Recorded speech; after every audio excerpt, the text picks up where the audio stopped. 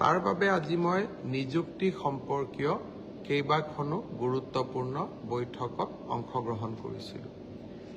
য'তে মই যাওঁ তাতে আমাৰ আৰক্ষীত আবেদন কৰা ল'ৰা ছোৱালীসকলে মোক সুধি থাকে যে দাদা মামা পুলিচৰ ফিজিকেল ইণ্টাৰভিউ কেতিয়াৰ পৰা আৰম্ভ হ'ব। আমি অসম পুলিচত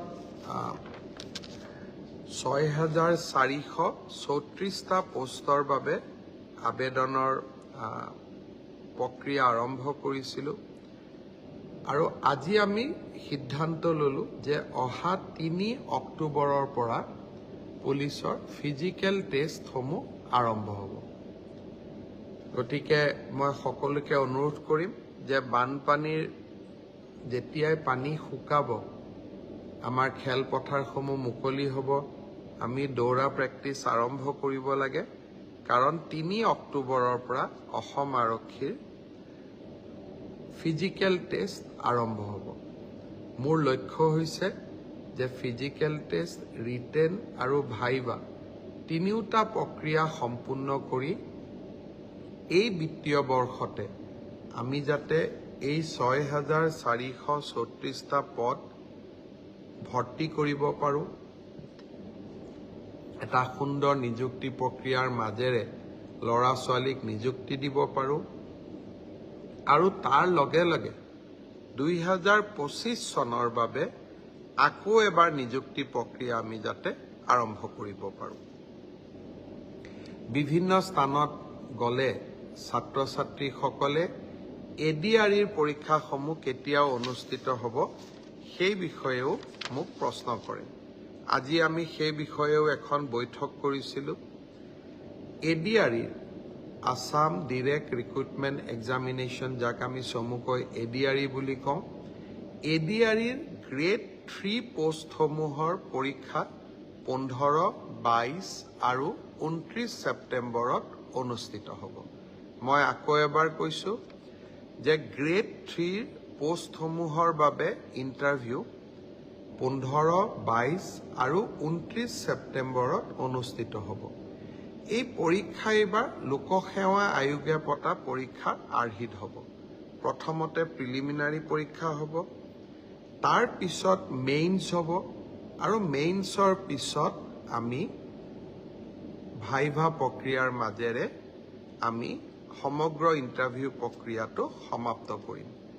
প্ৰিলিমছ এক্সাম তৃতীয় শ্ৰেণীৰ পদসমূহৰ বাবে 15, 22 আৰু 29 ছেপ্টেম্বৰত অনুষ্ঠিত হ'ব। আজি আমি জুলাই মাহত আছোঁ। মই আশা কৰিম যে আমাৰ শিক্ষাৰ্থীসকলে, চাকৰি প্ৰাৰ্থীসকলে যাতে পঢ়া শুনা আৰম্ভ কৰে। ঠিক সেইধৰণে চতুৰ্থ শ্ৰেণীৰ বাবেও আমি একেটাই ব্যৱস্থা হাতত ল'ম। প্ৰথমতে প্ৰিলিমছ, তাৰপিছত মেইনছ আৰু তাৰপিছত ভাইভা ভচি। গ্ৰেড 4 বা চতুৰ্থ শ্ৰেণীৰ পদৰো প্ৰিলিমছ 20 আৰু 27 অক্টোবৰত অনুষ্ঠিত হ'ব। আমাৰ গ্ৰেড 3ত প্ৰায় 7,500 পোষ্ট আছে আৰু গ্ৰেড 4ত প্ৰায় 4,500 বা আৰু অলপ 100-200 বেছি, ইমানখিনি আমাৰ পোষ্ট খালী হৈ আছে। এটা স্বচ্ছ নিযুক্তি প্ৰক্ৰিয়াৰ মাজেৰে আমি এই পদখিনি পূৰণ কৰিম। এলিমেণ্টাৰী এডুকেশ্যন প্ৰাথমিক শিক্ষা বিভাগৰ শিক্ষকসকলৰ নিযুক্তিৰ প্ৰক্ৰিয়াও খুব সোনকালে আৰম্ভ হ'ব। অৱশ্যে ছেকেণ্ডাৰী এডুকেশ্যনত আমাৰ অকণমান সময় লাগিব, কাৰণ প্ৰথমবাৰৰ বাবে অসমত আমি গ্ৰেজুৱেট টিচাৰ মেথছ বুলি এটা নতুন পদ সৃষ্টি কৰিব খুজিছোঁ। আমাৰ স্কুলবিলাকত, হাইস্কুলবিলাকত ইমান দিনে গ্ৰেজুৱেট টিচাৰ ছায়েন্স আছিলে, মেথছৰ বাবে সুকীয়া শিক্ষক নাছিলে। যোৱা কালি শিক্ষা বিভাগৰ লগত মই বহুত দেৰি বহিছিলোঁ আৰু আমি এটা সিদ্ধান্ত লৈছোঁ যে আমাৰ হাইস্কুলবিলাকত গ্ৰেজুৱেট টিচাৰ মেথছ বুলি এটা সুকীয়া পদ হ'ব লাগে, যাতে গণিতৰ ওপৰত আমি একোজন শিক্ষক নিযুক্তি দিব পাৰোঁ।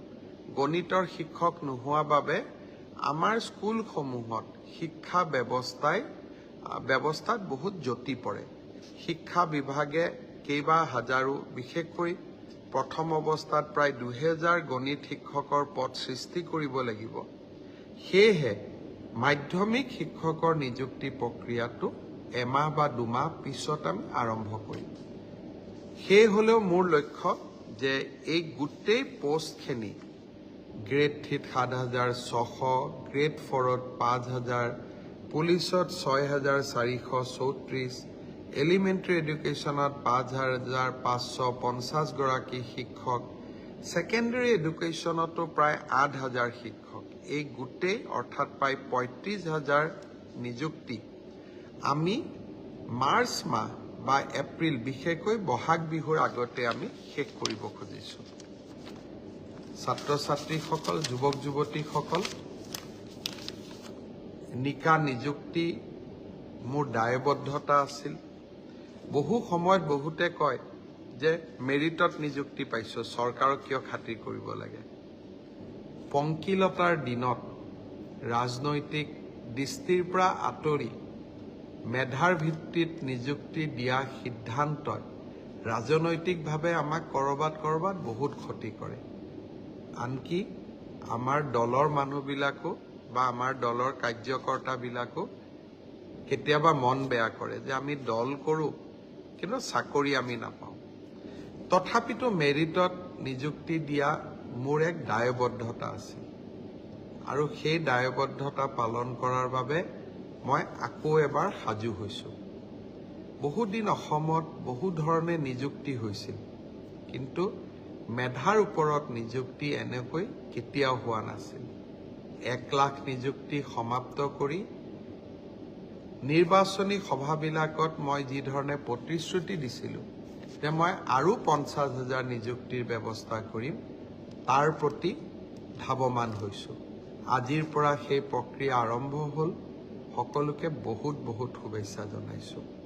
ভালকৈ পঢ়িব লাগে আৰু দেউতা মাৰ লগতে সকলোৰে সুনাম বৃদ্ধি কৰিব লাগে। ইমানতে মই সামৰণি মাৰিম। যোৱাকালি পলাশবাৰীতো গৈছিলোঁ বানপানীত ক্ষতিগ্ৰস্ত লোকৰ খবৰ ল'বৰ বাবে। আজি গুৱাহাটীৰ বাহিৰত যোৱা হোৱা নাই, কাৰণ অবিনাশৰ ঘৰত যাব পাৰি।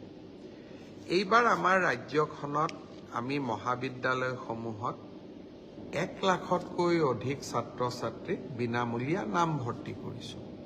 অৱশ্যে মোৰ ওচৰত অভিযোগ আছে 2-এখন কলেজে 650 টকাকৈ ছাত্ৰ ছাত্ৰীসকলৰ পৰা নামভৰ্তিৰ সময়ত লৈছিলে। অহা পৰহি 10 তাৰিখে মহাবিদ্যালয়সমূহক নামভৰ্তি বিনামূলীয়া কৰাৰ বাবে তেওঁলোকৰ যিমান ক্ষতি হ'ল সেই সমুদায় টকা আমি মহাবিদ্যালয়সমূহক উভতাই দিম, প্ৰায় 60 কোটি টকা। সেইদিনাখনেই মই মহাবিদ্যালয়ৰ অধ্যক্ষসকলকো অনুৰোধ কৰিম যে আমি নামভৰ্তিৰ সময়ত 600 টকাকৈ লোৱাৰ যি অভিযোগ আছে সেই অভিযোগবিলাক যাতে মিছা বুলি প্ৰমাণ কৰি, অসত্য বুলি প্ৰমাণ কৰি আমি ছাত্ৰ ছাত্ৰীসকলক সেই 600 টকাটো উভতাই দিওঁ। বহুত ধন্যবাদ। শুভৰাত্ৰি।